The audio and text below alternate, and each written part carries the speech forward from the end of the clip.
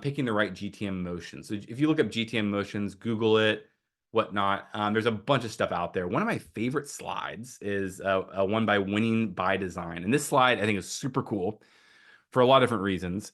But Winning by Design, another phenomenal organization. If you want to learn more about go-to-market, Winning by Design, GTM Partners are two of my favorite organizations that I've learned a ton from. Yeah, listen to their book, read their books, watch their webinars.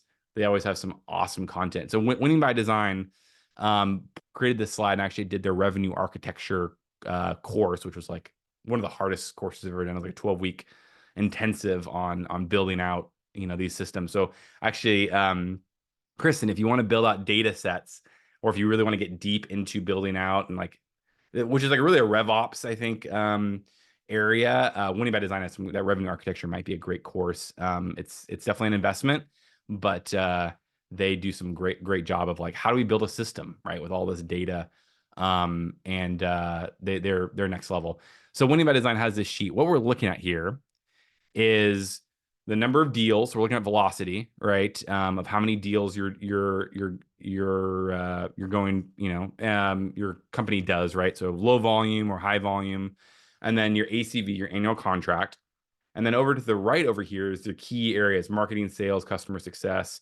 And basically what this showing is at the end of the day, it's based upon your ACV, right? And actually everyone in the chat, if you know your ACV, your annual contract value, how much people spend, right? On average, it could be commitment. It could be, to Kristen's point, it may be just, on average, how much do they spend? Or maybe like when they sign a contract, what is the ACV?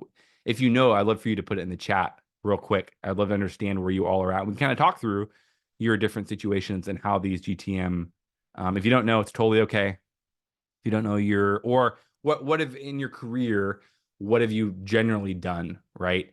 And so yeah, Kristen's 100K per year, 6K to 100K, huge range, or a large range.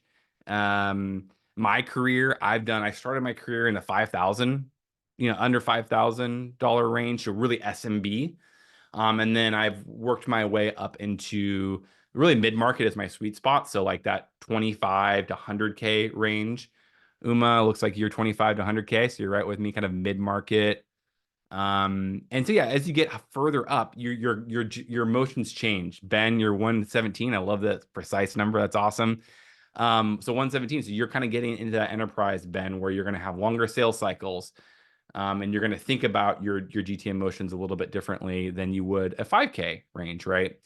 So with these different motions, you change your different strategies. I think I think the visualization is really important to understand, as you go up market, your strategies are going to change.